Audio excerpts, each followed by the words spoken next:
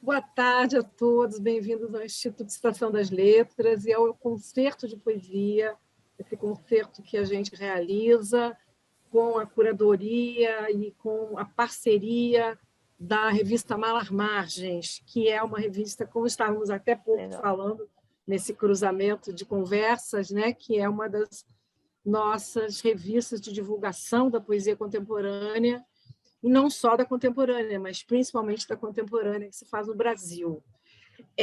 A nossa convidada de hoje é a Mar Becker. Eu tenho que ser sincera, eu conheci pouquíssimo da poesia da Mar, e o que eu conheço, agora conheci um pouco mais, né? E não foi por causa do prêmio, não, tá? Eu conheci através do Nuno Hall e da Malar Margens. Então, por isso que eu falo da revista como um órgão de divulgação da poesia contemporânea no país e que presta um serviço grande, assim, vencendo essas distâncias, essas barreiras de que a gente estava falando há pouco, em que não se conhece a poesia dos quatro cantos do país, né? Então, assim, é com muita alegria que a gente recebe a Mar,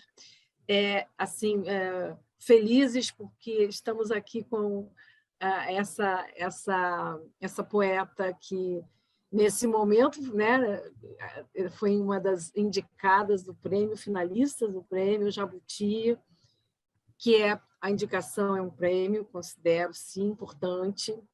E é isso aí, eu acho que hoje quem já conhece vai poder conversar com ela, ouvir, mas amar, e quem não conhece vai correndo comprar o livro, né, que está aí já, tá na internet à venda. Como é que é o para título? poder A Mulher Submersa. Mulher Submersa. Tá? Anotar aqui. Anota aí, Verinha. Então, vou passar a palavra para o Nuno, que vai comandar todo o nosso percurso hoje com a Mar, né? Desejando a você, certamente teremos ótimos momentos aqui na companhia dessa gaúcha, dessa mulher que vem do Sul, né? E eu falo quase por vaidade, né? Mas eu sou meio carioca já. Tá? Então, um bom momento, então, de interação a todos é o que eu desejo. Nuno, é com você. Obrigado. Bom, eu estou particularmente feliz, né, nesse dia de hoje, porque a Mar é uma pessoa muito especial para mim, uma amiga muito querida, uma poeta que eu admiro demais, assim, que eu leio, né, já desde 2011, né, Mar? E admiro demais, acompanho o processo da voz da Mar nos poemas desde 2011. Mas assim, as pessoas têm sempre, no mínimo, duas biografias, né? Tem uma objetiva e uma assim uma que é construída pelas diversas apreensões subjetivas da vida da pessoa, né? Então, na biografia objetiva, a Mar Becker é formada em filosofia, possui especialização em epistemologia e metafísica, nasceu em Passo Fundo, no Rio Grande do Sul, e mora em São Paulo já há algum tempo. Publicou A Mulher Submersa, e esse livro, né, pela editora Urutau, ano passado, 2020, teve uma edição brasileira e uma edição portuguesa, e ganhou já, assim, como ele é um livro de estreia, embora a poesia dela venha sendo trabalhada já há muitos anos, né, mas é um livro de estreia, ela tem essa questão do tempo da maturação do poema e da escrita, né, então ela esperou até lançar o livro, até lançar esse primeiro livro, quando ela se sentiu pronta realmente para invadir esse território da publicação, e ela já ganhou de cara o Prêmio Minuano do Rio Grande do Sul, né, e foi finalista, uma das 5 finalistas, ou finalíssimas, do Jabuti, né, com muito mérito, né. Tenho a felicidade dela ser coeditora da revista Malar Margens, na verdade foi ela que me convidou para ser coeditor também, né, lá nos idos de 2012, né, em maio de 2012, mais precisamente. E essa é a biografia objetiva. Na biografia subjetiva, aqui que eu queria falar um pouquinho também, eu quero dizer que a Mara é uma pessoa muito inclusiva, assim, ela sempre traçou diálogos com diversos poetas, ela a poesia dela trafega, né? E o pensamento dela trafega por um universo da poesia contemporânea muito amplo, porque ela dialoga com muitas vozes, ou seja, por exemplo, na nossa conversa aqui anterior, mas isso para mim é fato corrente, das poetas finalíssimas, ela conhecia todas, dialoga com todas, conversa com todas. Uma delas, inclusive, escreveu A Orelha, do Mulher Submersa, enfim. E, de certo modo, eu talvez nunca tenha falado isso assim em público, né? Eu devo a minha presença aqui talvez a Mar, né? Porque eu era muito isolado de tudo quando em 2011, por um acaso, começamos a conversar e ela já conhecia muita gente, saiu me apresentando e eu comecei a abrir diálogos, mas foi a partir dessa conversa com a Mar. Senão eu continuaria isolado na minha, escrevendo poesia sozinho, né? É isso. Bom, mas Mar, vamos lá. Eu queria que você falasse um pouco. A dinâmica vai ser a seguinte: eu vou fazer algumas perguntas. A cada resposta você fala 3 poemas para as pessoas entrarem em contato direto com a sua poesia. E um pouco perto do final eu abro para as perguntas do público que vocês podem fazer no chat ou pedir para fazer em voz. Eu anoto aqui, tá? Eu vou conduzindo isso. Então, Mário, eu queria que você falasse um pouco desse seu caminho de maneira ampla até você chegar de 2011, que eu conheço ou antes, até você chegar à Mulher Submersa. Como é que foi esse processo seu de construção contínua de voz, né? Sim. Primeiro, obrigada, Nuno, pelo convite. Adorei participar, reencontrar. A gente tem estrada nas trocas aí. Eu já estava na balada e aí, vamos entrar. Então, foi muito legal, muito bonito o começo da Malar Margens, como foi com o Wesley, o Dani Faria, e que pessoal legal que estava lá. E, nossa, foi incrível aquele período lá. Mas antes dele eu já vinha escrevendo, eu escrevo desde 14, 15 anos, assim. Quando eu entrei em contato com a leitura, com a poesia em si, foi através de biblioteca pública, em Passo Fundo, escola pública, meio à mercê daquilo que eu encontrava nas prateleiras mesmo, abria por conta, sem rumo, sem mapa prévio, muito à deriva, e não é deriva que tem lá sua beleza, porque é muito intuitivo, então ele chega ele chega muito nu, assim, sem essa preparação. Então, o meu contato com a poesia, primeiramente, foi muito nu mesmo, muito despido e de coração, e misturado com todo tipo de literatura que tu pode imaginar. Então, eu lia sobre teosofia, Blavatsky, lia Yogananda, lia poesia, lia Osho, misturava tudo e ia decantando, tentando alguma coisa em termos de escrita. E aí, mais adiante, eu entrei para filosofia, o que me considero que me formou muito, mas desviou um pouco desse caminho da escrita poética. Eu sempre tive uma dificuldade de trabalhar com as duas coisas, de reunir as duas coisas. Acho que eu consegui mais isso na poesia do que na filosofia, porque essa dinâmica da vida acadêmica e prazo. Tu sabe que eu tenho uma dificuldade com prazos. E o tempo, meu tempo poético é como se fosse um outro tempo, e eu tenho muita dificuldade em me localizar no mundo dos editais, no mundo das lógicas de prazos e essa temporalidade de cronos, assim, cronológica. Então, foi muito difícil. A vida acadêmica, para mim, foi formativa, mas constitutiva, mas muito difícil. E eu fiz a especialização e depois enveredei para escrita poética mesmo. Trabalhei com revisão de texto, dava aula também, e seguia assim, escrevendo a poesia como algo à margem, como algo à parte. Gostei muito, para mim, essa experiência de manter a poesia como algo que vai pelo desvio, pelo interstício, se infiltra, foi sempre o grande caminho, assim, quase como uma espécie de planta daninha, mas muito bela também, que vai crescendo, mesmo que tu pode, ela acha outra via e cresce por si, se infiltra. Eu conversava com o Lauras, que eu tenho uma troca com ele muito poética também, então ele manda a poesia dele, que é fantástica, ele vai lançar O Mar Adentro, que é um baita livro, assim, então eu e ele, a gente sempre conversa sobre como tornar a poesia essa planta de infiltração meio rebelde, e acho que eu mantive a escrita dentro de mim. Eu conversei muito contigo a respeito disso também, e o Língua Epistolar, o Daniel Faria é um cara que sempre trouxe a poesia como insurgência de corpo, uma insurgência mesmo. Então eu me identifico muito com esse pessoal, sabe? E levei a poesia muito assim.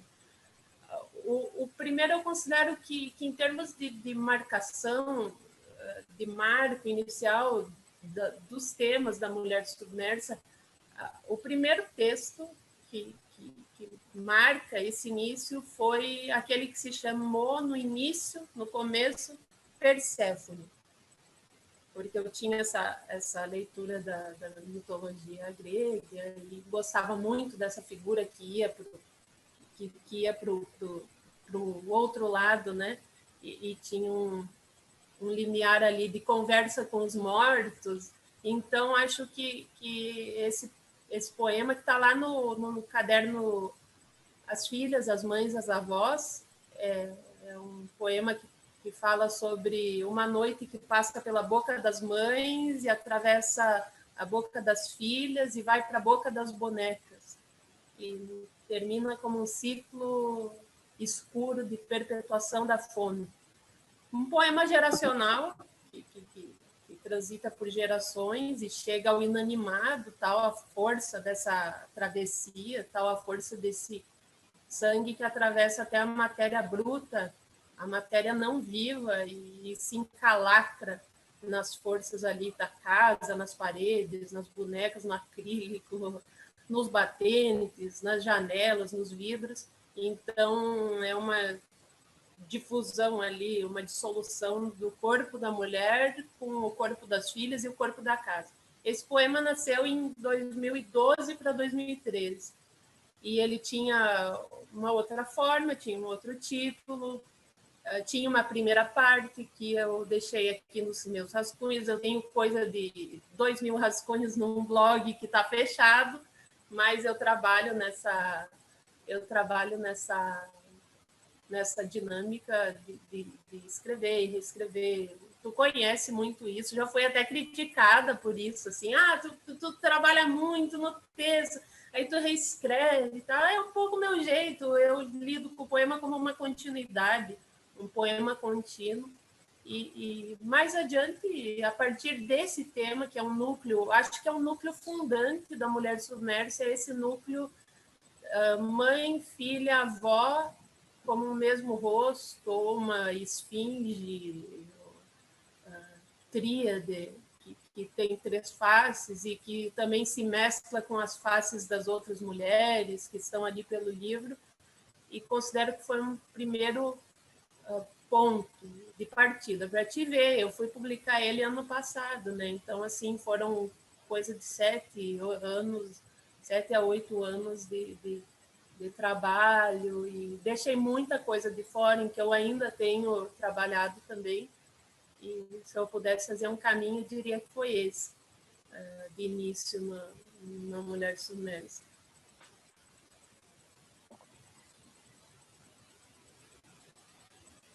Aí você pode falar 3 poemas, então, para a gente, aí a sua escolha, não sei se do livro ou não. Eu vou, como eu estou com o computador aqui, eu vou pegar eles aqui na internet, eu vou ler esse que eu falei.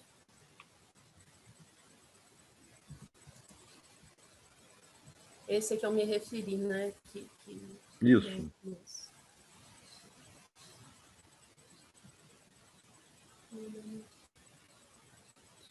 Então, vamos lá.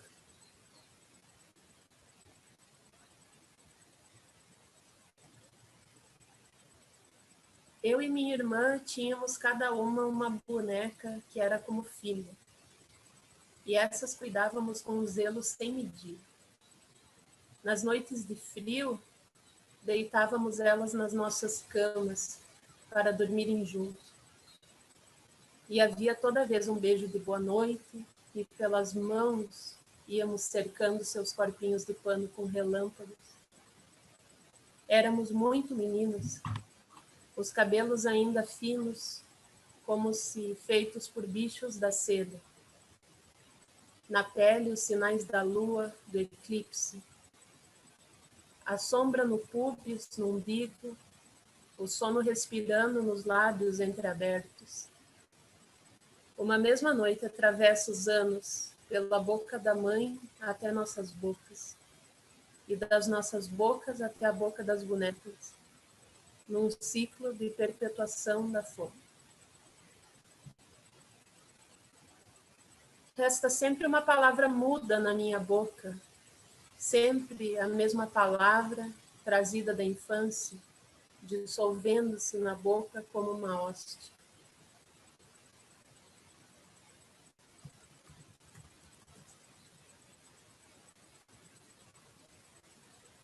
Vou procurar o próximo.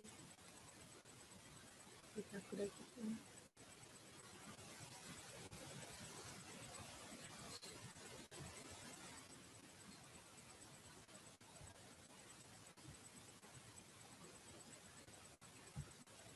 Você vai falar mais um, né, Mar? Mais um, isso. Oi? Pronto. Mais um, sim. Pá. Em menos de uma semana, o chão do quarto de costura ficava outra vez tapado de retalhos. Eu e a irmã juntávamos os maiores, pondo-os numa sacola. Era com eles que costurávamos os poeiros para as nossas bonecas. Coisa assim mal feita de um artesanato inábil. Na hora de enrolar os corpinhos, muitas das remendas se abriam. E ainda não tínhamos mão para o trabalho delicadíssimo da sutura, não aquele traço de malignidade que conduz o ponto a ponto perfeitamente. As manequins nos acompanhavam com seus olhos vazios. Eram mulheres paradas no meio do caminho, estátuas de sal, bíblicas mulheres de Ló. Pronto. Muito bom. Muito bom. Mar, eu noto que, quer dizer, já nesses anos todos, né, de leitura da sua poesia, você tem sempre você trabalha sempre em cima de pares, de opostos, né? Os teus poemas sempre carregam alguma coisa de uma tensão entre opostos, né? Então, amor e morte, maternidade e dor, a questão do masculino e do feminino, né? Ou do feminino e do masculino, melhor dizendo, porque uma tensão entre mundo mítico e mundo real, né? Enfim, tem essa. Como é que você vê como é que você costuma trabalhar esses processos de opostos nos seus poemas? Assim, isso é pensado na hora da escrita ou isso é uma decorrência natural da visão de mundo, né? Da visão de mundo que você tem? E em seguida 3 poemas. Eu nunca pensei sobre isso, então eu ia despreparada para responder essa questão, mas vamos lá. Eu não sei, assim, se o fato de eu ter nascido irmã gêmea, eu tenho uma irmã gêmea, né? Essa minha irmã, que eu cito ali no poema de forma mítica, como uma miragem, é uma irmã gêmea, então eu não sei se esse aspecto de dualidade eu não trago já de cerne, sabe? De vivência de sangue mesmo, de vivência de consanguinidade. E então eu sempre considerei a minha escrita um pouco sanha siamesa, assim, um pouco 2 cabeças no mesmo corpo, um pouco 2 troncos de uma mesma árvore. E sempre teve a ver com essa troca muito íntima desde o trabalho de leitura até a escrita, a Marielle também escrevia, então sempre foi muito esse dois, sabe? Esse mesmo corpo trocado, assim, em duas cabeças distintas. Então, eu acho que vem de útero isso, assim, acho que vem de sangue. E eu penso assim que na poesia há uma tentativa. Eu lembro muito o Helder, quando ele escrevia lá, acho que num prefácio, numa apresentação do Fotomaton e Voz, ou algum outro.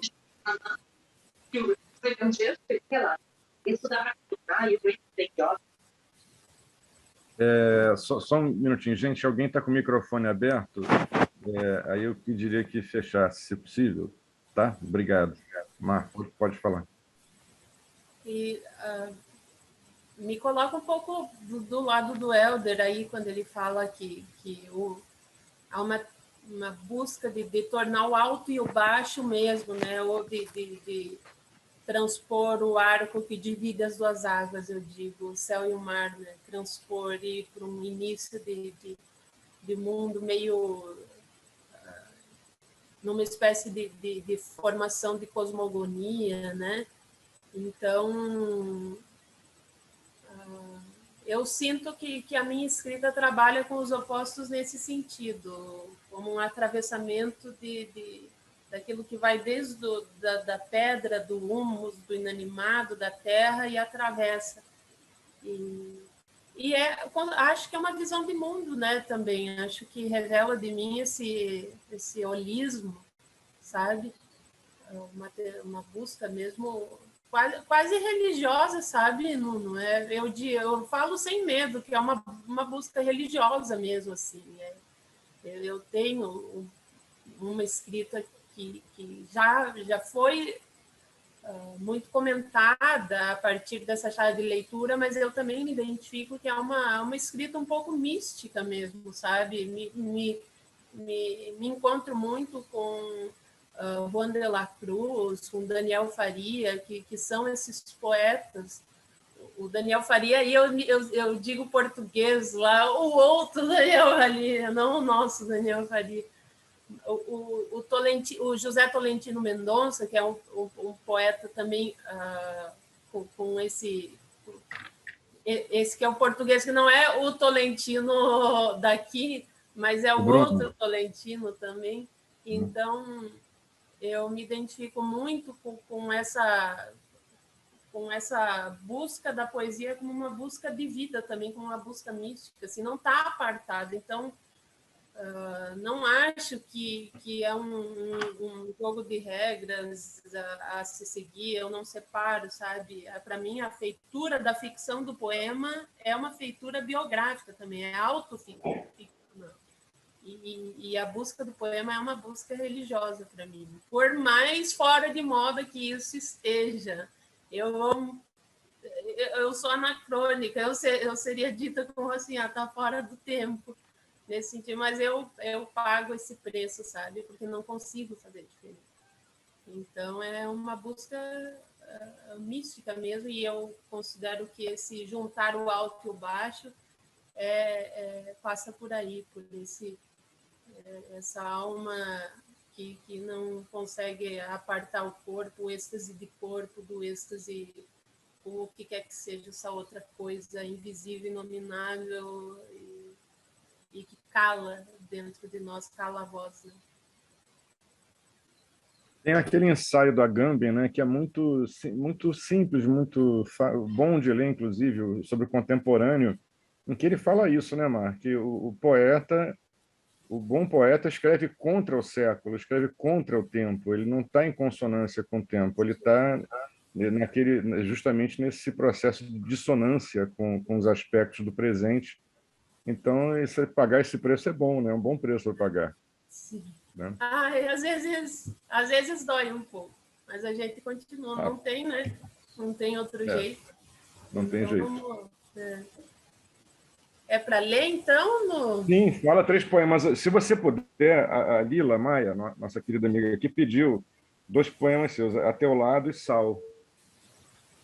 Será que eu lembro? Porque às vezes eu coloco o título assim provisório. O Sal eu sei qual é. Uhum. O Sal eu sei qual é.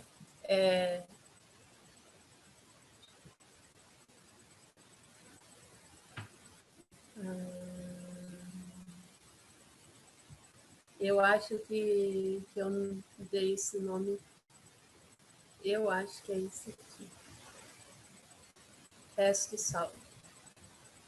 Eu tenho um contato, só um adendo, né? Eu tenho um apreço enorme por esse elemento sal, que eu acho que é um elemento que também faz esse atravessamento, sal da terra, o sal que esteriliza a terra. Eu leio o Velho Testamento para fins de estudo e li há esses tempos, conversei com o Laurence sobre, a gente conversa também sobre essas leituras bíblicas que cada um faz, ele também gosta imenso, e eu comentava que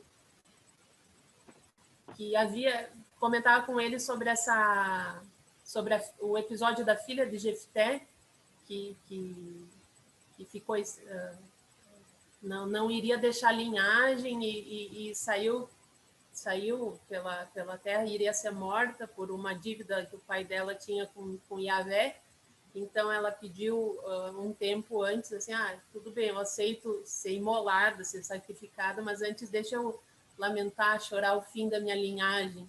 Aí eu lembrei do primeiro poema que abre a Mulher Submersa, assim, que eu falo, uma mulher que canta o fim da linhagem, e imaginei, nossa, essa terra sobre a qual ela trafegou, transitou, tá entregue ao sal da súplica, do lamento de uma mulher, né? E lembrei que um pouquinho antes o próprio pai dela deitou sal na terra para esterilizar a terra do inimigo, para que não desse frutos. Então era uma prática assim, nós vamos tornar estéril essa terra. E ao mesmo tempo o sal tá no mar, tá na lágrima, tá no suor, ele passa por tudo e me encanta enorme. Ele cintila um pouco, tem certa irmandade com a estrela, né? Estrela de sal, com essa luz um pouco fria. Então eu gosto muito, isso aparece como uma imagem de fundo na minha poesia, e eu acho que é Miriam, né? Não, acho que a Lila se refere a esse poema. Talvez não sei, mas vou ler esse aqui, porque aparece esse elemento de forma muito presente. Resta o sal, restam as impiedosas águas de Vigetequen, os dias em que a cidade ficou submersa, a paisagem que se ergueu imóvel depois do fim. Resta o desenho do arvoredo, a galharia nas alturas depenada. Restam salinas as asas, onde pesa inteira a miragem numa garça. Resta o amor corroído, ao longe, a rouquidão das banhistas. De regresso vou, antes que sejam separadas as duas águas com um arco, antes que sejam apartados um do outro o céu e o mar, o teu corpo e o meu. Mas não queiras deter esta manhã. Deixa que venha e devaste o quarto, deixa que me cubra irredutível. Não queiras deter esta manhã que avança nos pomos de Vênus, a derradeira manhã que cresce e ergue em mim um monumento à água estilhaçada. Não queiras deter uma mulher que vem desfeita. Aprende a observá-la, a vê-la nessa hora breve, quando ainda ninguém levanta a voz na cidade e toda a palavra dita soa como oração.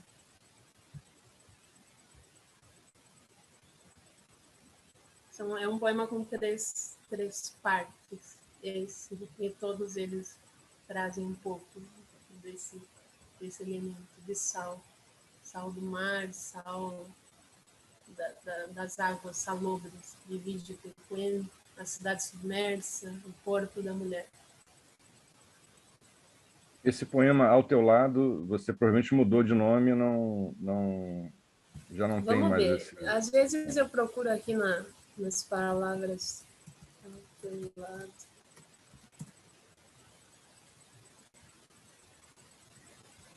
Às vezes eu faço isso. Quando eu mudo, eu procuro que o Facebook tem. Ai, eu acho que eu não vou achar. Viu?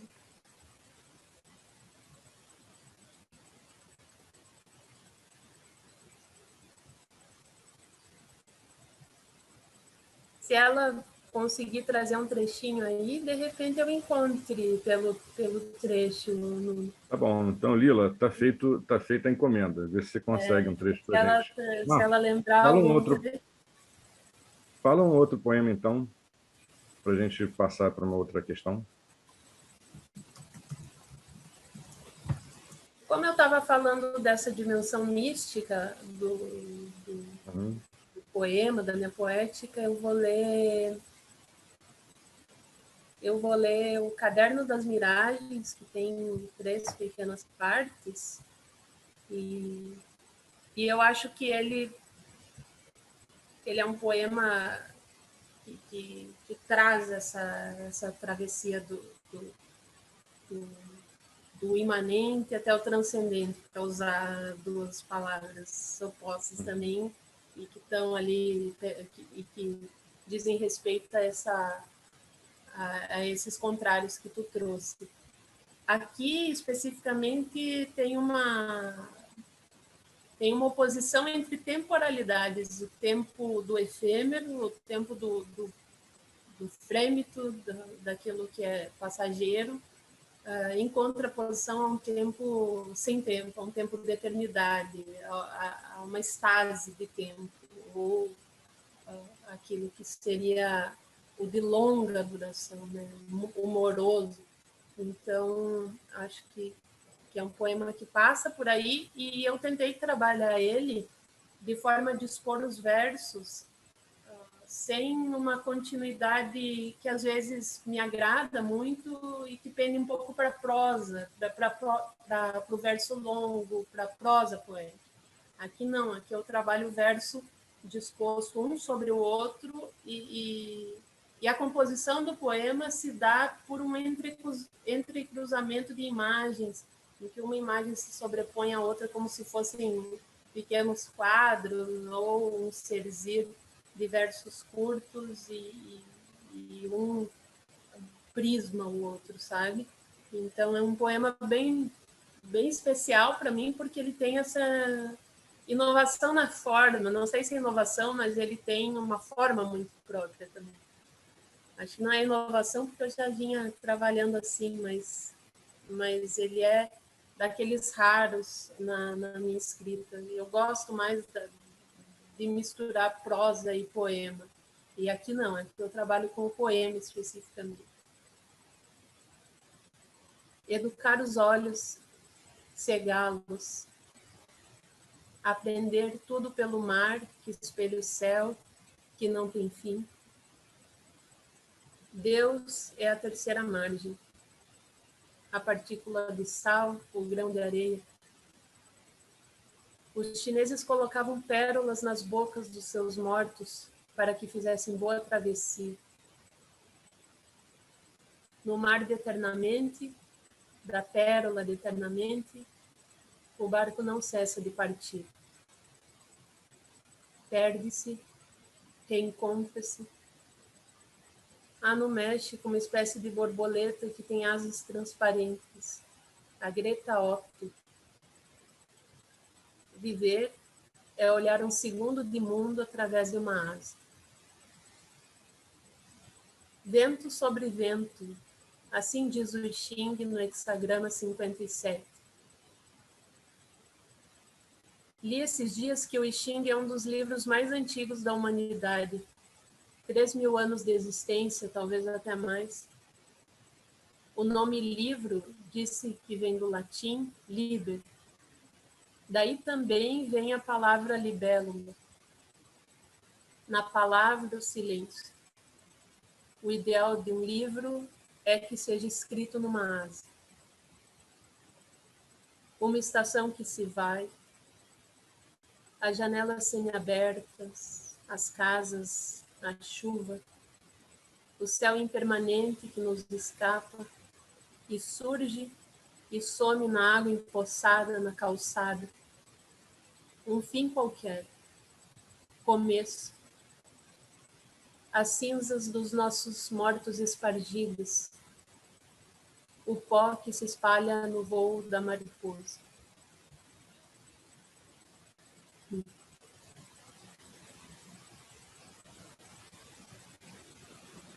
Pois é, pois é. Aí, essa leitura do poema me levou direto para uma outra questão que eu queria fazer e que materializou assim diante de mim, assim, num relance, né? Agora, na leitura, que é a questão do processo, né? Você tem uma ligação. Aqui tem algumas pessoas, né, que fizeram e fazem as oficinas do Instituto Estação das Letras, né? Então, eu queria que você falasse sobre o processo da escrita, sobre como você encara, como você enfrenta o processo da escrita. E aí foi muito curioso para mim acompanhar o poema. Eu acompanhei o poema aqui no livro, né? E A estava versão que você mudado, né? leu está um pouco diferente da versão do livro. Tem assim filigranas de diferença, onde a gente percebe a mão da poeta fazendo aqui, o ajuste ali, enfim. Então, eu queria que você falasse. Viu E não no... só isso, você tem também a questão dos títulos, né? Porque você chama de cadernos. O caderno dá essa dimensão de processo, né? De algo em evolução, em progress, né? Então, aí eu queria que você falasse sobre o teu processo. Como é que é o teu processo, esse dia a dia no trato com o texto? E se o poema termina, será que o poema termina ou não? Tu sabe que eu fiquei assim, eu me senti tão bem quando eu soube que parece que o Borges, quando estava em casa de amigos e via o livro dele, viu Aleph lá na estante, diz que ele abria e ele abria, né? Tirava a caneta e riscava, não, essa palavra aqui tem que ser outra. Ou seja, o livro já impresso, eu não posso abrir a Mulher Submersa de novo, porque senão eu vou mandar por correio os livros, assim, não, aqui tu lê tal coisa, aqui vou riscar esse verso aqui, leia-se, né? Eu tenho acho que muitos escritores têm esse desejo de manter o poema vivo, e não encerrar ele, né? Não torná-lo pedra, inscrição na pedra, assim. A publicação foi difícil para mim porque eu gosto muito desse trabalho de continuidade. E meu desejo, assim, é compor uma escrita, uma poética, um tecido de palavras que ao fim, eu me imagino se eu viver muito, me imagino no final assim, não, eu cheguei aqui ao que eu queria, e reunir e publicar como obra completa, assim, de tal a tal, revisado, revisto, com nota de rodapé, edição comentada e glosas. Então, eu tenho essa vantagem por um lado, porque eu acho que eu aprimoro o texto algumas vezes, mas desvantagem por outro, que é o de uma dificuldade de cessar. Quando eu volto a um texto e já o escrevi, já tenho ele pronto, e isso faz um ano, e eu não tenho mais vontade de mudar, eu considero, esse aqui, acho que ele está durando, eu não vou mexer mais. Mas quando ainda eu estou em trabalho,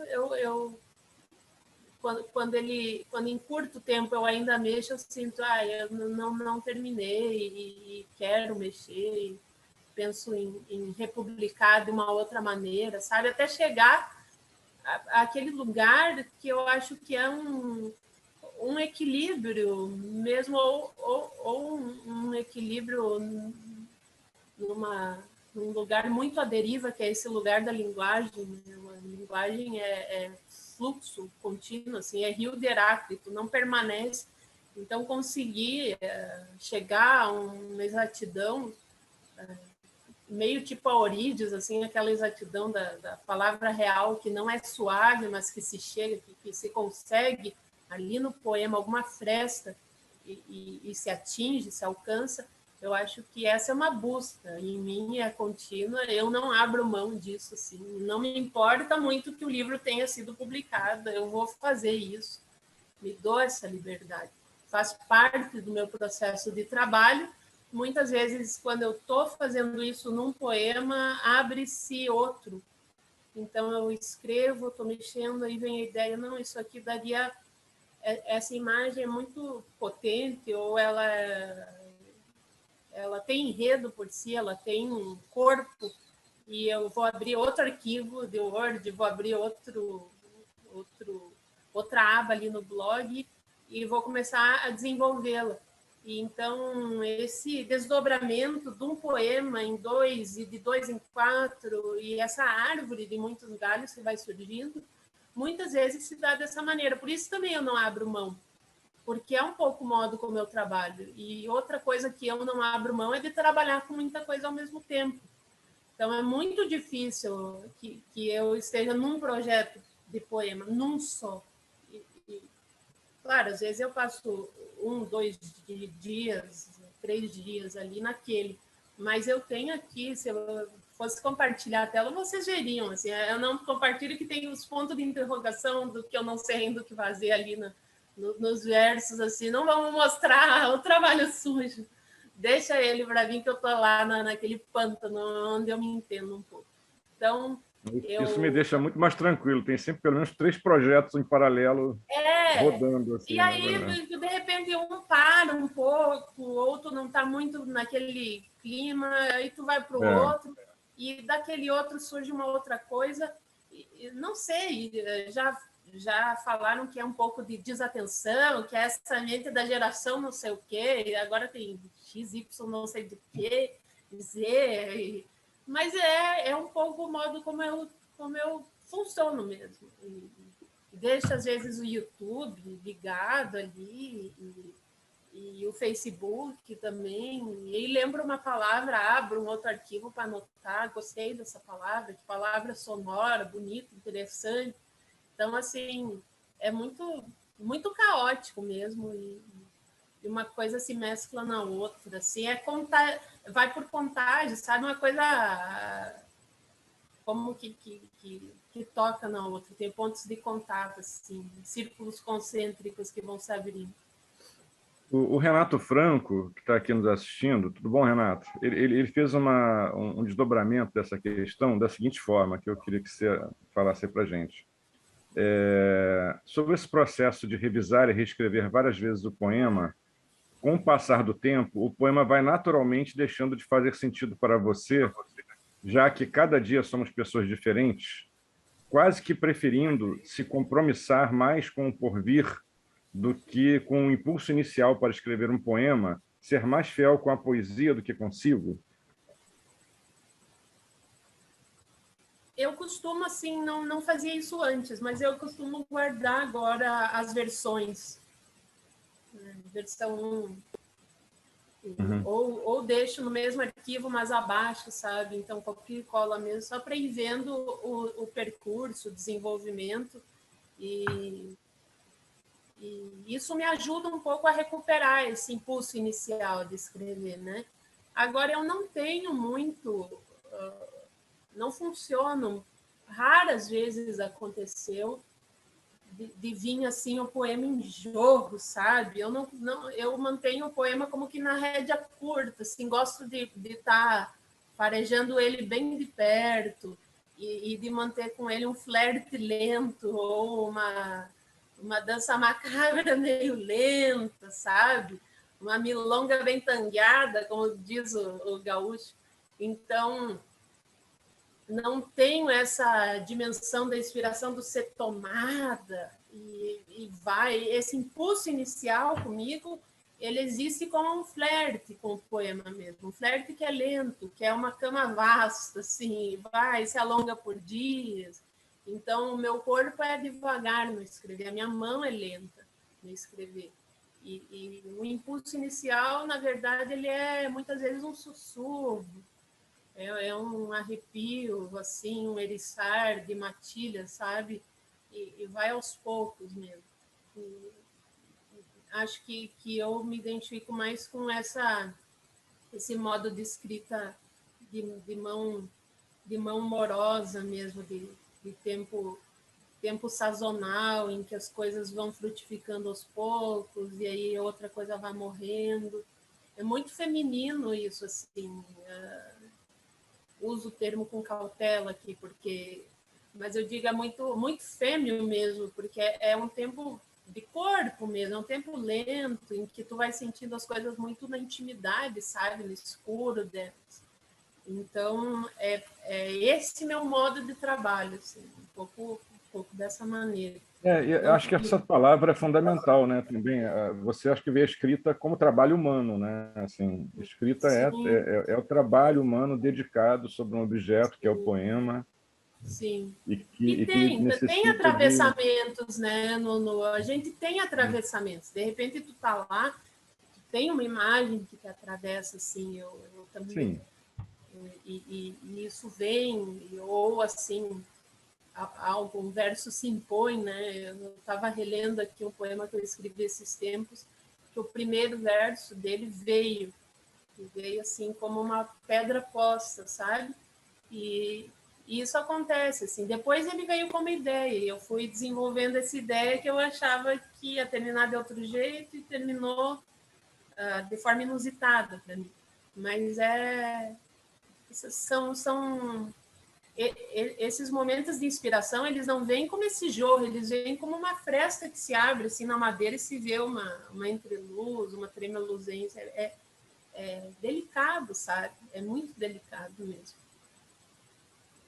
Bom, você pode falar, então, 2 ou 3 poemas para a gente? A Lila recuperou aqui uma memória do verso que seria toda a história do amor, acordar Sim. a teu lado de bruços. Sim. Né? Então, agora, com Sim. essa dica. E Eu foi sei pedido... bem qual é. Esse poema eu li. E tem um pedido também para a parte do reino. Tá. Sim, esse eu tenho aqui, bem guardadinho. Vamos lá, então. Eu vou ler 2 trechos desse poema que a Lila pediu. Ele veio a compor uma série poética que eu chamei provisoriamente, talvez mude, de As Mãos em Gesto de Pedir. E ele já tem algumas partes e eu venho desenvolvendo as outras, e provavelmente ele vai ser uma plaquete ou um livro à parte. Imagine fazer um livro curto de uma lírica amorosa, e esse poema que ela cita e outros aqui que eu venho desenvolvendo vão compor esse material. Eu tenho tanto apreço assim por ele, pega tanto em mim ainda, assim, tá tão morno, que eu tenho vontade de fazer às vezes me dá vontade de costurar, sabe? Fazer um livro artesanal, assim, costurar por dentro, colocar algo muito ainda da manufatura, sabe? Do corpo mesmo. Então, de tão quente que isso ainda está em mim, assim. Até compartilho algo que está muito em trabalho ainda. Fiquem sabendo disso, assim. Eu não trago geralmente o que está indo em processo muito quente ainda dessa maneira. Em desabrigo venho, posso compreender o frio e o vagar da aleluia cercando a boca. Porque no amor tudo nasce frágil. No amor, estas manhãs em que eu me vejo à beira do teu nome e não sou capaz de feri-lo com a voz. Agora o segundo trecho, que foi o que ela me pediu. Estou só abrindo aqui. Toda a história do amor. Acordar ao teu lado de bruços, a penugem das costas em remoinho, e esta ave nascida no meio das hastes, das duas pontas de faca das omoplatas. Esses são 2 excertos da mesma série poética e é uma ave que nasce nesse ambiente do terrível, assim, sob a ameaça do se desfazer, sob a ameaça da morte mesmo, né, do abate. E toda a história do amor é a história de uma espécie de dulcíssimo abate mesmo. Então, a mim me soa dessa maneira essa série poética. Um caminhar muito de limiar entre Eros e Thanatos, assim, muito do amor e morte mesmo, que estão ali dançando juntos.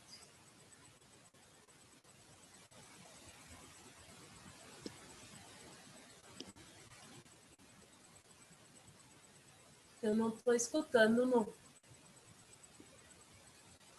Desculpa, eu tinha travado o som para não sair barulho aí. A parte do reino? Vamos lá. Eu vou ler a...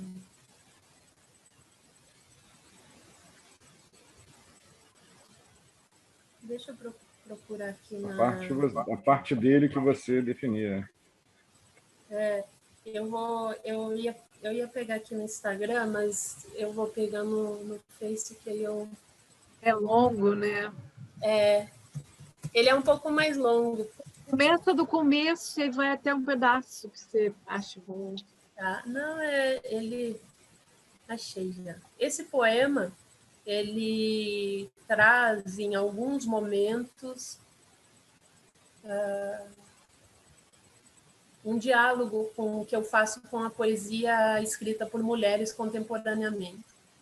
Então, ele tem trechos assim, menção a 2 a 3 palavras, ou um verso, alguma coisa da poesia da Micheline, da Nina Risi, da Bruna Mitrano, da Samantha Abreu, que é uma poeta que eu gosto muito, da Raquel Gaio também, que é outra poeta assim, que eu acho fantástica, tem um trabalho com artes visuais também, com foto, com desenho. Então, assim, eu acho... São poetas que vêm, e o Nuno estava comentando lá no começo desse encontro nosso, que eu tenho esse gosto por trafegar nas poéticas que vêm sendo feitas e escritas por mulheres, né? Principalmente porque eu acho que a Mulher Submersa traz muito isso, é ainda um livro muito atravessado por vozes de mulheres, então eu fiz muita questão de incorporar também, de comer essas vozes junto com a minha voz e tecer elas no texto, ao longo do texto. As mulheres são todas iguais, todas, sem exceção. As de ontem iguais às de hoje, as de hoje iguais às de amanhã. Que não se engane o meu amor, porque em breve a ex dele voltará através de mim, para dizer pela minha boca o que não pôde dizer pela sua. E eu farei o mesmo pela boca da próxima, e assim sucessivamente. É uma maldição. Entramos na vida de um homem como se fôssemos cada uma só. Com o passar do tempo, nos tornamos todas iguais. Juramos sempre o mesmo amor no começo. Rogamos sempre as mesmas pragas antes de bater a porta no final. Sempre a mesma garganta, a mesma língua de gárgula. As mulheres são todas iguais. Por isso, quando caminho pelo bairro, me reconheço nos olhos que me olham. Sou a moça parada à janela, translúcida. Sou a que atravessa o dia pensando em rosas do povo, de Hiroshima, de Gertrude Stein, de ninguém. Estou na rua, mas estou em casa. Estou em mim mesma, como no meio de uma catedral vazia. E cada palavra que calo é um sino tangido pelo silêncio, um chamado. Li esses dias que os ciclos de sangue de mulheres que moram juntas tornam-se sincrônicos. Eu vou mais longe. Digo que também passamos a nos encontrar em sonhos. Nesse tempo, trocamos de nome uma com as outras, falando em voz baixa, para que não se rompa o fio de prata. As mulheres são todas iguais, basta olhar com atenção. Veja, por exemplo, pouco depois de se separar de Ted, Sylvia se suicidou usando gás de cozinha. Mais tarde, Asha, a nova esposa, repetiu o ato. A mesma cena, o mesmo gás, o mesmo homem. As mulheres são todas iguais. Pelas mãos de Salomé, também eu servi a cabeça de João Batista numa bandeja. Pelas mãos de Lucrécia Borgia, também eu misturei cantarela no vinho e terminei o dia envenenando o marido. Esta noite o meu amor se deitará com sua nova mulher. Nela estaremos todas repetíveis, labirínticas, espelhos, espectros umas das outras. De madrugada, ele será seduzido com beijos e cheiros. E quando descobrir que é a mesma de sempre, o mesmo antigo demônio fêmeo, nessa hora já será tarde. Já terá fecundado, já terá continuado a nossa linhagem má numa filha.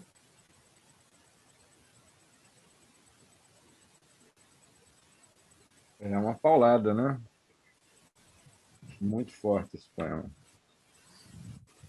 E aí esse poema me leva a uma questão que eu estava querendo fazer e que o Carlos Eduardo Leal também... Eu vou juntar aqui uma questão minha com a do Carlos Eduardo.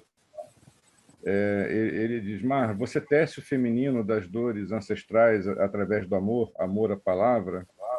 E aí eu queria que você, no bojo dessa fala, dissesse para a gente até que ponto a sua poesia que tem vários, né, vários aspectos. Um deles é realmente traçar como se fosse uma história das mulheres, né? Assim, existe um desejo de historiar esse percurso da mulher, né, de algum Sim, momento muito pretérito até esse presente.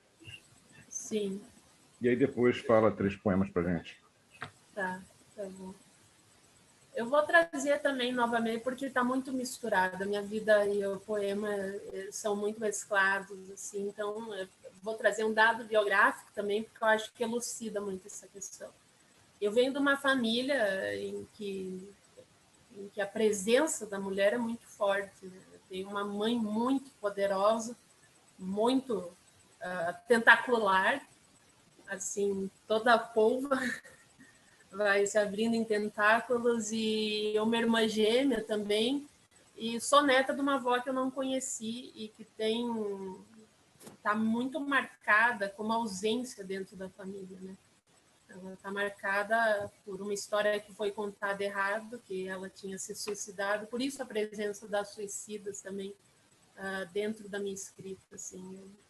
Tem um devir suicida na minha poesia, que na verdade tem esse fundo falso, em que o suicídio é um flerte, a morte é um flerte, mas não se concretiza. Né? Então, a história é a história de um crime, na verdade, né? Ela foi morta e dentro de casa, no seio doméstico, né? Pelo companheiro mesmo. Então, é uma história que veio, até um tempo se sabia algo, depois de um tempo se soube outra coisa. E eu acho que esse murmúrio que corria de fundo e a intuição da falsidade, do fundo falso dessa história, me correu, trouxe em mim, veio em mim como um ímpeto de recriação de uma história íntima que pudesse reverberar nas bocas de outras mulheres também que foram caladas, que não puderam falar, que foram mal contadas, foram mentidas, omitidas e mortas uma vez, 2 vezes, 3 vezes, pelo corpo, pela lápide, pela história. Então, eu acho que a minha tentativa de cartografia, de e historiografia da mulher tem esse fundo vivo, sabe? Tem esse núcleo em mim que é um núcleo de corpo, assim, é um núcleo metabólico mesmo. É um núcleo do terrível, da ordem do terrível e que se espraia como corpo e que quer ganhar voz. Vem daí. E foi muito interessante, muito bonito para mim ver que dessa história que era doméstica e que tinha esse fundo da ordem do particular, na verdade encontrou interface com muitas outras vozes. Eu recebi assim relatos e encontrei muitas mulheres que justamente se identificaram com o texto porque se viram naquela voz ali também, sabe? Se ouviram naquela voz ali também, ou ouviram as suas, o seio das suas naquela voz ali. Então, eu acho que o que era para mim uma dimensão particular, individual, ganhou uma amplitude política mesmo, nesse sentido do amplo, do vasto, do reverberar em outras, do se tornar um movimento que eu vejo, por exemplo, como muito presente em poéticas de outras mulheres. Assim. Eu acho que a Tatiana Pequeno desenvolve algo parecido com as mulheres da família dela. A Jussara Salazar, nesse o dia em que eu fui em Santa Joana dos Matadouros, desenvolve também, ela faz o percurso de 3 mulheres ali dentro do livro. Então, a Daniele Magalhães, no seu Vingar, que tem esse nome Vingar, porque traz, né, a ideia de uma vingança que... Oi? Não. Desculpe. E é um título dúplice, né? Vingar também a planta vingou, a planta... Isso. Né? Tem as duas, né? É as duas faces da moeda, né? Então, é vingar e esse outro vingar, que a primavera vingou, um fruto temporão vingou, né? Então, me parece que é um movimento meu, mas é um movimento que tem certa coletividade também, que encontra reverberação no coletivo, sabe? E acho fantástico. A Marta Alckmin trabalha muito dentro de sala de aula, como professora mesmo na universidade, lá onde ela trabalha, ela traz um pouco esse percurso de mulheres que fazem da sua poética esse movimento também. Então, pudesse dizer, desde que não se perca a poesia, tudo é matéria, né? E isso também é evidente, está vivo, está muito premente. Bom, fala 3 poemas para a gente, então. Estamos ávidos por ouvir outros poemas. Vamos lá, então. Tem alguma sugestão ou eu mesmo escolho aqui? Escolhe.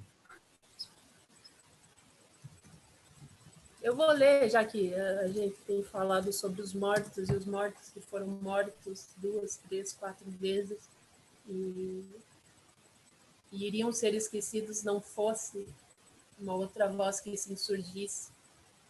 E essa conjuro. Vou ler um poema que fala sobre essa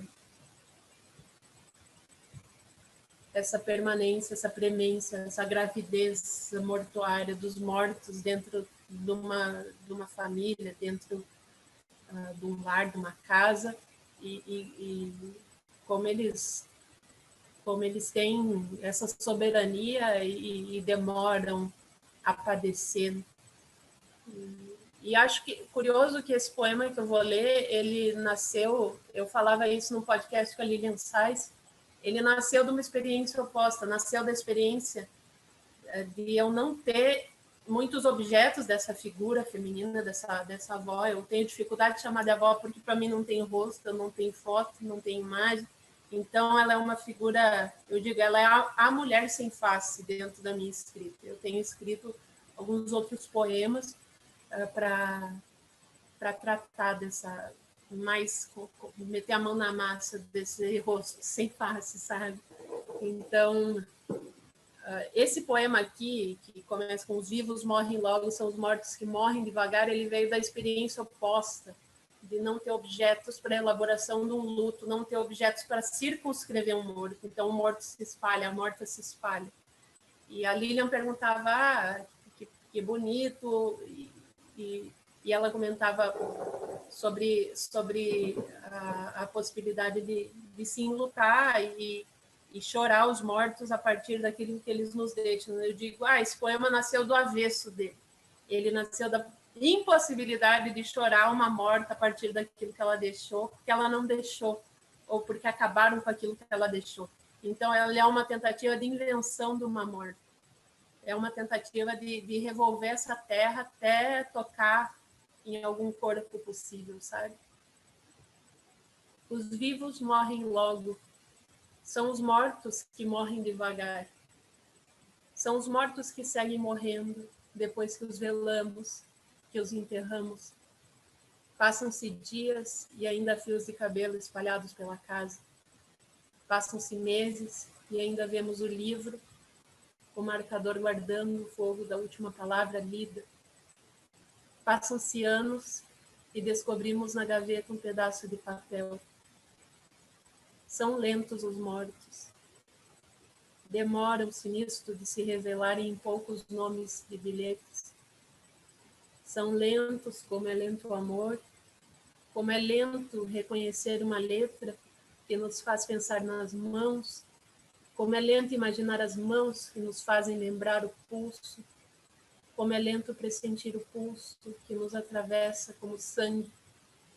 Em uma hora de hemorragia intensa, os vivos perdem todo o sangue de seus corpos.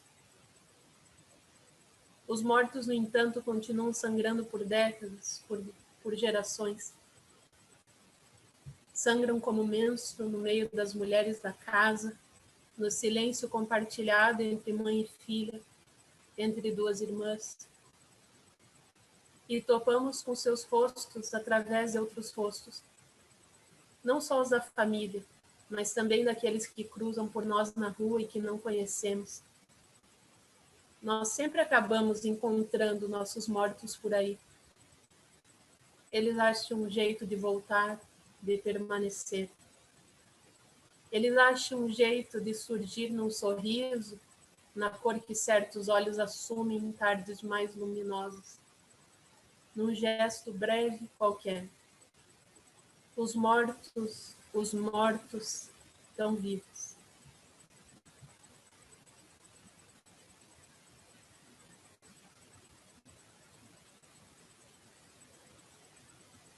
Eu tenho um pedido. Eu queria que você falasse As Mulheres Submersas. Vamos lá. Nossa, é raro pedirem para ler esse poema, mas vamos lá. Mas não acompanha no livro. Tu vai ver os erros, tu vai ver as lacunas.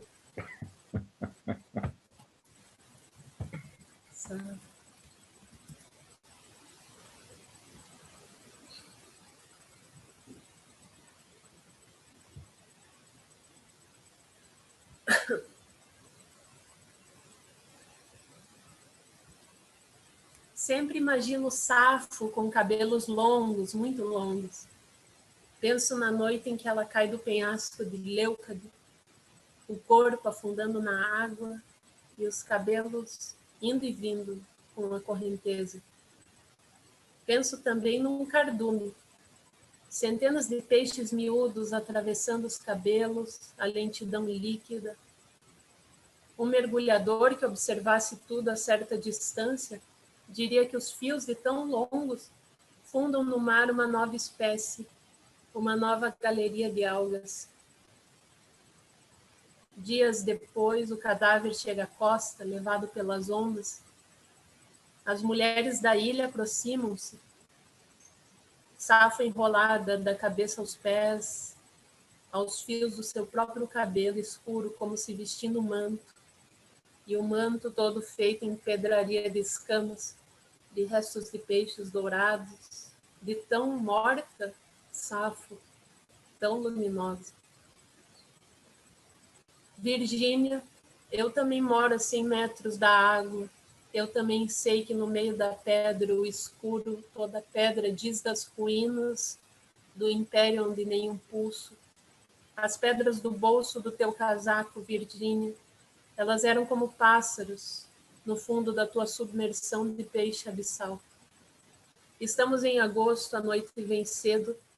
Gosto de pensar que ao dizer teu nome, percorro uma iniciação, perfaço um chamado. Saio para caminhar. 2 cães de rua me acompanham como filhos da mesma matilha, eriçados como lobos. São magros, a pelagem tomada de falhas, de sarna. A pouca luz, no entanto, eles adquirem algum brilho, certa cintilação. Penso que estamos todos doentes. Penso, meu Deus, como é triste este nosso senso de majestade, este cortejo vindo de longe do ouro. Sou mulher, com meu próprio seio alimentaria esses 2 cães, qualquer mamífero da noite. Poderia me sentar na mureta de casa, passar horas olhando a represa de Guarapiranga.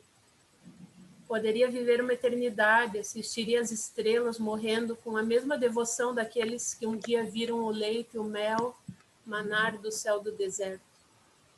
Digo teu nome, Virgínia, minha boca ilumina-se, a chuva tocando o espelho, os circos se abrindo concêntricos, um de dentro do outro, na superfície da água, como bocas.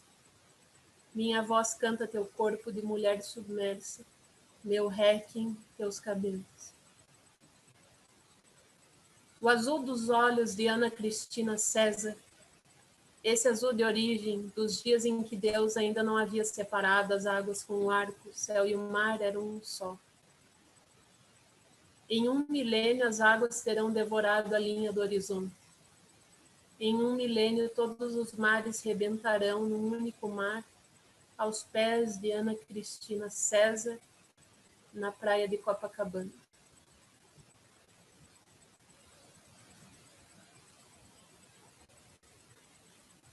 Muito lindo, né? Muito lindo. Pois é, aí cada poema que você lê, a cada leitura vem umas questões, né? E aqui o Ricardo Leão, ele colocou, ele fez aqui os seguintes comentários. Ele disse, peraí, deixa eu achar aqui. Pergunto por que não consigo deixar de pensar numa cadência whitmaniana ao lê-la, sobretudo ouvi-la.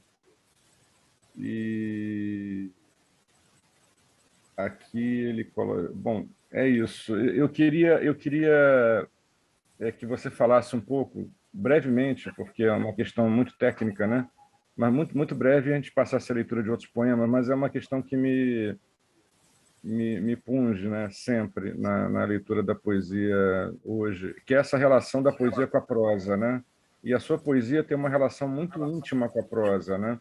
Sim. Eu queria que você falasse como é que você articula isso, essa relação da poesia com a prosa, que a prosa invade o teu poema, mas, no entanto, é poema. Não é prosa poética, não. Ali há uma invasão, para usar o termo lá do Alberto Puxeu, uma indiscernibilidade, né? Uma fronteira desguarnecida entre verso e uma prosa que está ali invadindo, se espraiando para dentro do poema, mas, no entanto, é poema de uma maneira muito potente.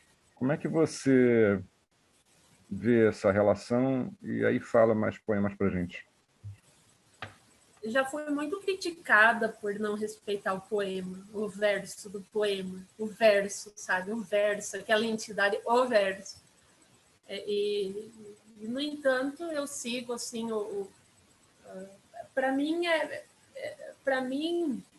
no compor isso aparece de forma muito intuitiva, sabe? Eu não penso muito. Eu sei que em alguns momentos eu tenho trabalhado, por exemplo, uma série que eu chamo Inário para Corpos em Desalinho, uma série que trabalha com o grotesco e assim, são as minhas as mulheres monstrengas assim dentro da minha escrita. Gosto muito, assim, é um tipo de texto que eu tenho com que eu tenho amado trabalhar, e justamente porque ele me permite a criação de uma ambiência para o poema a partir de alguns parágrafos em prosa. No entanto, é prosa, o que se poderia chamar, mas há controvérsia, o que se poderia chamar de prosa poética. Eu sei que tem gente que acha que não existe prosa poética. Eu considero Raduan Nassar prosa poética ou poema. O Lavoura Arcaica, para mim, é poema. Ele é um romance, mas é poema, sabe? E acho que a minha tentativa é como que apagar mesmo, borrar um pouco as fronteiras para que a palavra tenha liberdade de criar imagens, e quando elas precisam de mais fôlego para ser criadas, do fôlego do verso, eu me permito isso, assim. E naqueles momentos em que o silêncio compõe junto como matéria, mesmo como material do texto, eu gosto de trabalhar o verso quebrado, o verso lacunar, e lidar com essa mão de silêncio ali junto, trabalhando junto. Acho que a minha liberdade de escrita passa por aí, sabe? E são poucos os momentos em que eu escolho um ou outro. Assim. Acho que A Mulher Submersa foi catalogado como poesia, mas se poderia catalogar como uma espécie de romance subreptício, e se poderia catalogar também como prosa poética ou algo do gênero, ou algo assim, entende? O fato é que para mim, o poema passa muito por construção de ambiência, de imagens, assim. Eu considero que a minha poética é muito da imagem, né? Para usar aqueles... é muito fanopeica, e gosto de poder ter esse espaço, esse lugar de criação, de moldura, de escultura, de pintura, e ser como que uma artista visual trabalhando ali dentro da construção da estrofe, da construção do parágrafo que quer ser. Para mim, esse é o ponto, sabe? Eu não penso muito na forma, embora isso venha de maneira intuitiva, assim. Então, quando eu sou confrontada, mas o que tu faz não é poesia, é outra coisa, ok, então dá outro nome, para mim tudo bem, entende? Eu faço o que eu faço, é o que é, assim, tá ali posto. Então é texto, assim, vai ser catalogado como palavra, texto, linguagem, sabe? E não sei se o próprio encontro com a filosofia, e com a filosofia da linguagem em específico, e autores como Wittgenstein, Heidegger, Quine, sabe, me levaram a um confronto mesmo dos limites da linguagem. Eu vou tentar fazer isso ruir, e, se for o caso, implodir para que o poema cresça, se erija por si e fale por si, e deem o nome que quiser. Nomenclatura, para mim, não é o ponto, não me interessa lá tanto, sabe? Então, desde que ele fale, desde que ele consiga tocar nesse intocável, nesse intangível, para mim, tranquilo. E me sinto livre nesse aspecto. Maravilha. Fala 3 poemas para a gente, então, Mar. Eu vou ler, em vez de ler 3, eu vou pedir uma licença para falar, para ler aqui um que trabalha com essa fronteira prosa e poema, e ele é um texto novo desse Inário de Corpus in Desalim. Ele está aí na boca para sair, não sei quando sai, mas digo, esse está fechado, e eu já sei que vou publicar algo com esse caminho aqui. Então, vamos lá. Nem sempre a feiura se revela de imediato. O diabo mora nos detalhes. E a mulher, para vingar feia, ela depende de algumas condições muito específicas.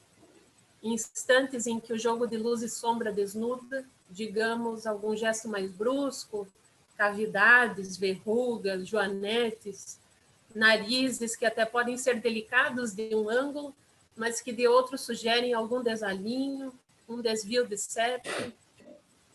Ainda nas meninas aparecem as mulheres que serão feias. Observe as unhas das mãos, geralmente feitas por elas mesmas em casa. As cutículas mal acabadas, a carne viva exposta nos cantos, elas avançam animalescas em torno do estojo dos esmaltes das mães, vão sempre em horda, mesmo quando estão sozinhas. É que trazem em si a memória dos sacrifícios pagãos de virgens, o tempo em que investiam os corpinhos débeis de meninas toda a ira do que se imaginava como sendo uma sede e uma fome de deuses pela sagração da cor. Você pode ver, na maioria das vezes, elas pintam as unhas de vermelho. E isso nem que seja só para ver como fica, algodão e acetona do lado, caso seja preciso remover logo em seguida. O resultado é um vermelho encarnado em mãos magrelinhas, mirradas de tudo. Não raro também sujas, porque meninas ainda não têm aquela noção de civilidade que resulta em asepsia, algo próprio da etiqueta de frigidez da gente adulta. Por isso nem percebem que sob o comprimento das unhas restam partículas de terra, de casca e fibras de laranja, vestígios de gosma de geleca, aquela coisa com textura anfíbia, não serve para nada, só para brincar de causar nojo. E cabe dizer, em alguns casos, até merda, porque também nessa idade elas não prestam atenção na quantidade de papel higiênico que precisam para se limpar, de modo que às vezes é pouco e rasga com atrito. Sim, elas lavam as mãos depois, conforme ensinado, mas não adianta. Debaixo das unhas seguem como obra da queda, vermelhidão e podrume. Nos cantinhos das unhas são sempre meninas que serão mulheres feias, nas unhas se revelam, nas unhas. Pronto, eu não... Vai sair... Deixa eu ver aqui. Tá para sair? É um novo livro? Eu estou trabalhando, tem um outro texto desse encontro da moça, da adolescente com a face e o passar base, sabe? Maquiagem, pó e rímel. E eu tenho trabalhado com essas temáticas de penteadeira, de pia de banheiro, de espelho e creme, unha, esmalte, esse mundo de miudezas femininas para alcançarem o belo, assim, mas elas se monstrificam e isso é um ponto de voragem feminina, do desejo feminino que escapa, assim, que escapa ao organizado, que escapa à simetria, vamos dizer. O desejo é um desvio, assim, o desejo solapa o logos nesse sentido. Então... Eu acompanhei alguma coisa dessa série no Facebook. Assim, ela sendo tem outro que elaborada são ali, os salmos, né? Que são os salmos das mulheres feias também que eu trabalho. Tem um que é da feíssima ninfeta, que está lá. E muito legal. Para mim é um pouco divertido. Às vezes eu vou dormir e penso assim, vem as imagens e aí eu anoto no dia seguinte, essa figura, ou olho, ou descubro em mim mesma, né, olhando no espelho com a toalha do banho, assim, no cabelo, algum ângulo, assim, opa, que monstro que tá aí. E aí vou lá e anoto. Você tem uma imagem que você bota a toalha como alguma coisa que é um unicórnio, um rinoceronte, né, tal, corno, uma coisa assim, pois é. Um corno gigante, né? Exatamente, a imagem é muito legal. Um pouco em homenagem à Suzana, essa pergunta vai aqui, que é o seguinte: você tem também uma relação muito forte com esse imaginário do Rio Grande do Sul, né? Você tem em alguns poemas, tem séries suas onde esse imaginário do tecido da cultura do Rio Grande do Sul ele ecoa muito forte, né? Como é que qual a importância que isso tem na formação da sua voz, assim? Como é que você assim, lá de Passo Fundo, assim, onde potencialmente, eu não conheço Passo Fundo ainda, mas assim, potencialmente essas imagens da cultura foram te constituindo, né, de muitos modos, e esse Sim, regional, né, assim, sim. de um modo que esse regional ele é elaborado e vira algo universal, né? Como é que Sim, essa relação se dá na sua sim. escrita? Eu acho que essa experiência de vida interiorana sul-rio-grandense, até mais do que o sul, né? Porque existem os sus. Então, a imagem da fronteira com aquela amplitude vasta e os 4 horizontes derrubados como um todo aberto e contrastando ali com aquela figura pequena e aquele pária, que o gaúcho, né, é um pária, na verdade, é um desviado, contrabandista, foi contrabandista e segue por ali. Então, o sul que aparece na minha escrita é um sul mais do Planalto Médio, mais interiorano, em que a vivência, por exemplo, das novenas estava muito presente, de mulheres que faziam novenas em casa. A vivência do levar a santinha de uma casa até a outra estava presente no bairro. A vivência do sentar na frente de casa e partilhar o chimarrão e conversar e fofocar do que está acontecendo com a vizinhança, isso, aquilo. Estava muito presente, todo mundo se conhecia, havia um ruído de fundo compartilhado como esse ruído típico do interior, sabe? Em que todo mundo sabe de todo mundo, mas todo mundo guarda seus segredos e de forma muito muito cuidadosa também, porque essas famílias se conhecem e aí tem que se cuidar para que isso não vá à tona, para não ser visto por um ou outro. Acho que isso tem um pouco a ver também com essa história que eu falava da minha avó, sabe? Eram vizinhos que diziam que tinha sido outra coisa. Então, filho, surgiu uma vivência de interior que se misturava com uma vivência de dentro de casa, dos corpos de dentro de casa, do doméstico. O interior e o doméstico muito juntos. Eu acho que isso é mais possível, está mais presente numa poesia feita interioranamente, dentro da ambiência de interior, do que uma poesia de metrópole, sabe?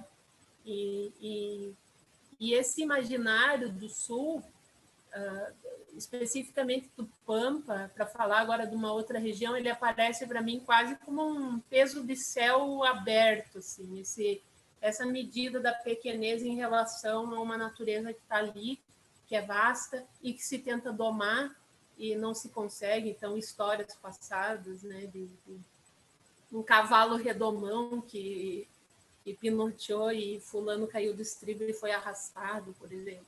Isso passa, se conversa. O João do Campo, que é um fantasma lá que cuida das estâncias que foram abandonadas. Esse mítico está muito presente em regiões em que a natureza está muito presente, porque tu tem que conseguir dar alguma forma, dar alguma narrativa para aquilo que acontece, né? Então, eu acho que de alguma forma isso passa para a minha escrita também como uma fabulação, como um flerte com a fabulação, com a fábula, com o mítico mesmo, e compreendo que o Sul vem dessa maneira. Além do cancioneiro típico, do encontro com os violões, com a guitarra, que eu gosto imensamente, e o frio também, né? Esse sal que aparece ali no poema que eu li, e que é uma luz que eu digo, é uma luz de agosto, é uma luz de inverno, assim, é uma luz de geada, sabe? Tu acordar de manhã, ver assim a janela e ver aquele geadal tomando tudo e em seguida o modo como o sol deflagra aquele gelo e faz evaporar, a névoa que sobe e os rostos de mães ali se dissolvendo naquela névoa. Então, tudo isso é muito presente e foi muito presente. Da mesma forma que a profissão da mãe e as profissões interioranas que vingavam em interior, como costureira, minha mãe que foi costureira, também está muito presente. Então, eu considero que o Sul, não só como paisagem fora, mas o Sul como paisagem íntima também, por aquilo que se tinha como profissão, por aquilo que se levava como religiosidade, ir na missa, levar a santinha, como eu falei. Hoje não é mais assim, mas eu digo, mas Passo Fundo, se eu vou lá, de repente eu topo numa esquina com uma e outra pessoa que ainda tem esses rituais de minha infância que trazem isso ainda muito presente. Então, maior saudade, assim, disso também. Aqui em São Paulo não agora, tenho uma né? vivência com Distante isso. agora, né? Em São Paulo, né? É. Eu Mar, fico em olha só, casa, né? é Eu não absolutamente... saio. São Paulo não é. São Paulo e eu não deu muito certo. Eu tenho gosto, fui muito bem recebida aqui, gosto da gente, mas a cidade assim me atropela demais. Então, o que eu posso fazer dentro de casa, eu faço dentro de casa. A cidade tem uma dinâmica toda particular, que acho que só os paulistas mesmo, os paulistanos Nossa. que E gostam, né? compreendem, se identificam. Eu gosto de ir, mas gosto de ir embora também. Adoro chegar, ficar 3 dias e Tchau. voltar para o meu Rio, porque enfim, é muito diferente. Ela, ao mesmo tempo que ela abraça, ela afasta. Assim, tem os Tem uma metais outra de São coisa Paulo, que, né? sim, tem uma outra coisa que é de interior, que eu digo, eu gosto de poder fazer a cidade a pé. Eu digo, quando eu estou em Passo Fundo, eu mensuro, sabe? A minha cabeça mensurar, eu tenho que ir no correio. Aqui em São Paulo, qualquer correio que eu pense em ir, eu tenho que pegar ônibus ou Uber ou É metrô. impossível. Então, e eu vou perder a tarde. E aí eu vou para Passo Fundo, eu digo, eu vou ir, vou demorar 10 minutos a pé, 15 minutos a Pois pé. é. Num passo, sabe? Aí vou, já encontro não sei quem na rua. Então, tem vezes que eu vou para Passo que eu tenho o gosto de pedir informação de algum lugar para ir, só para ouvir o jeito que a pessoa gesticula, para ouvir o sotaque. Tenho a maior saudade de ouvir o sotaque, sabe? Dessa vivência assim muito próxima. A gente, eu acho que o sotaque faz a gente também, faz o corpo, o acento, sabe? O acento que tu dá num Mas, jeito de Mar, falar. a gente é absolutamente consternado que eu tenho que... A gente teria prosa aqui para mais 2, 3 horas, mas tem Sim. um limite de tempo do Zoom aqui, enfim.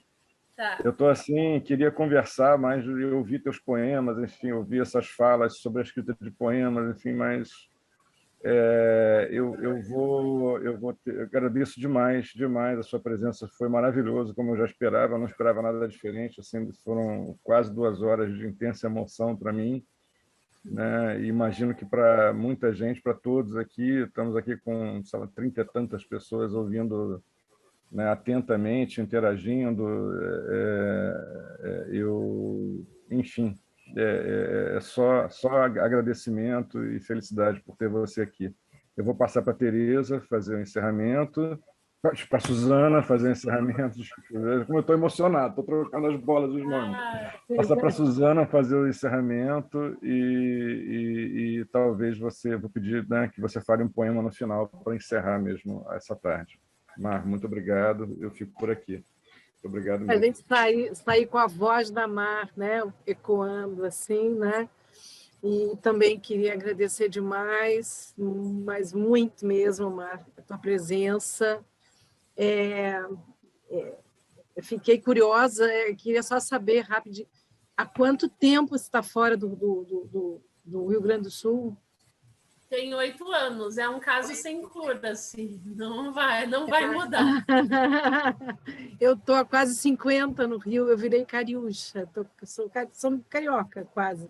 Eu falo como carioca, eu tenho uma facilidade, né, de quando eu vou ao sul, aí, mas quando eu entro no aeroporto, Porto Alegre, um gaúcho fala comigo, eu volta tudo e eu sou tomada por uma emoção, enfim.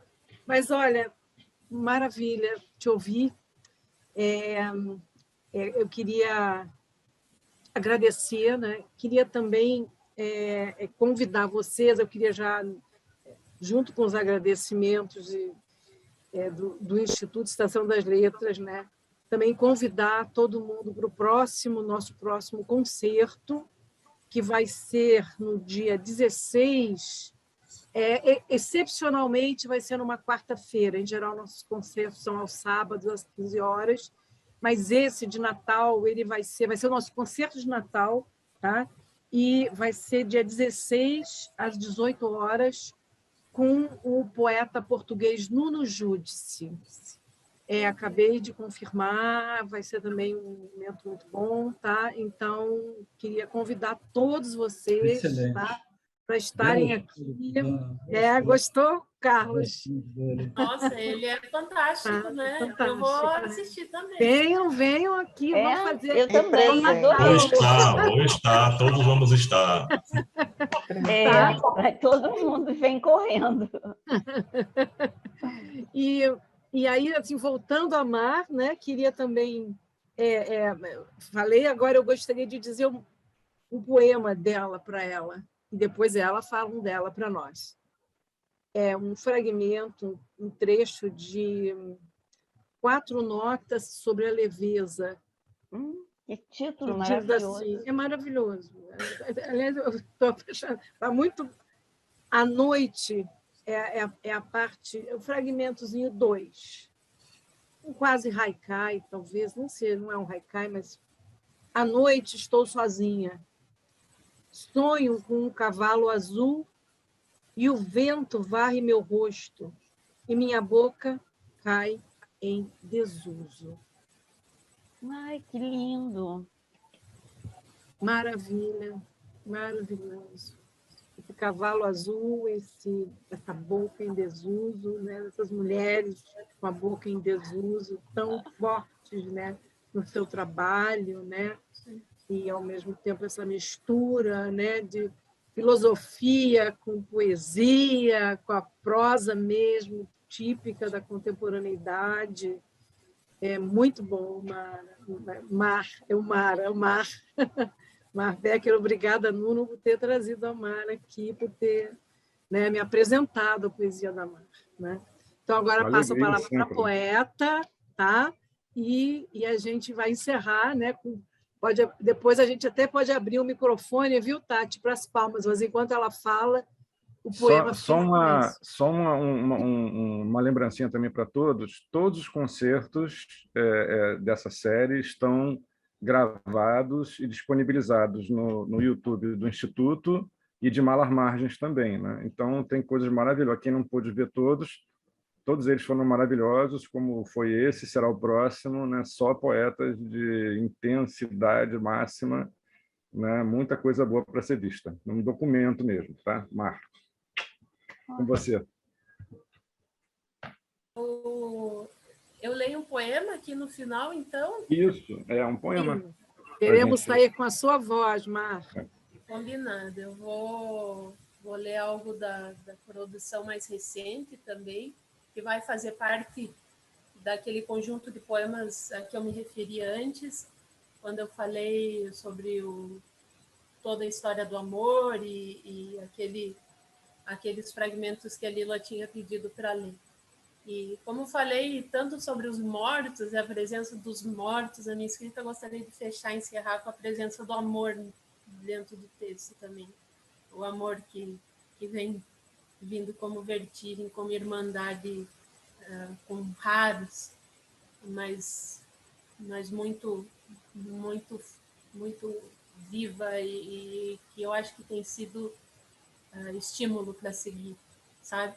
Estímulo para seguir isolada, mesmo durante a quarentena, essa partilha que tem acontecido do amor, da poesia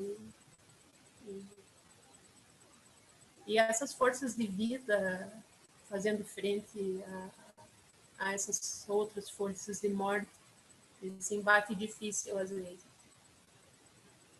Tornar o amor uma casa, erguê-lo como se ergue um lugar, abrigar-se nele. Entrar dentro do amor, refugiar-se em suas trincheiras, como os que vêm feridos de morte, os que de súbito entendem que viver é breve, mas amar é longo. Torná-lo tua mão que alcança a minha, a volta um primeiro ato de misericórdia, o sangue marcando as ombreiras de nossas portas. Tornar o amor um esconderijo de infância, uma fresta na madeira, uma luz tênue, uma ave. Tornar o amor uma casa, torná-lo uma asa.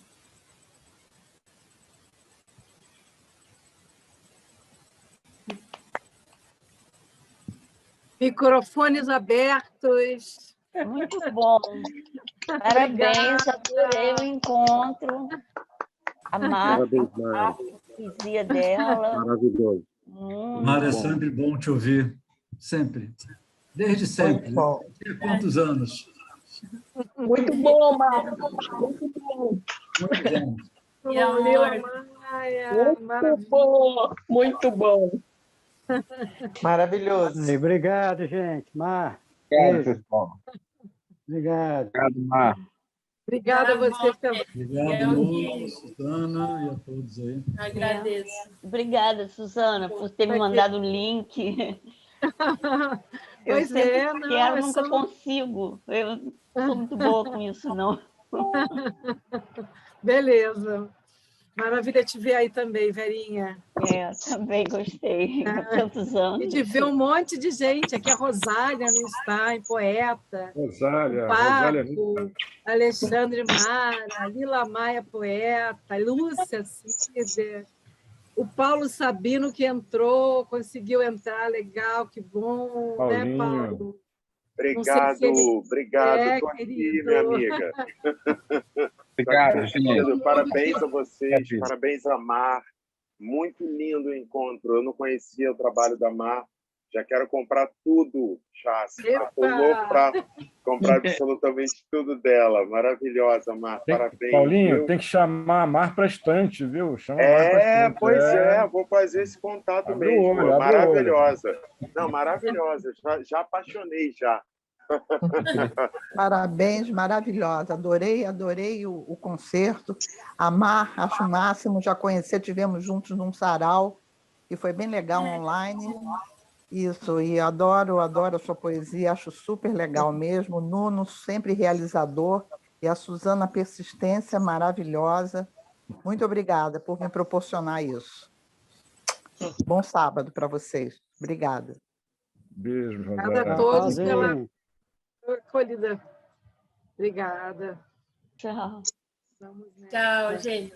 Beijo. Tchau, gente. Boa Tchau pra noite. todos. Muito bom ter todo mundo aqui, viu? Beijão. Tchau, tchau. Tchau.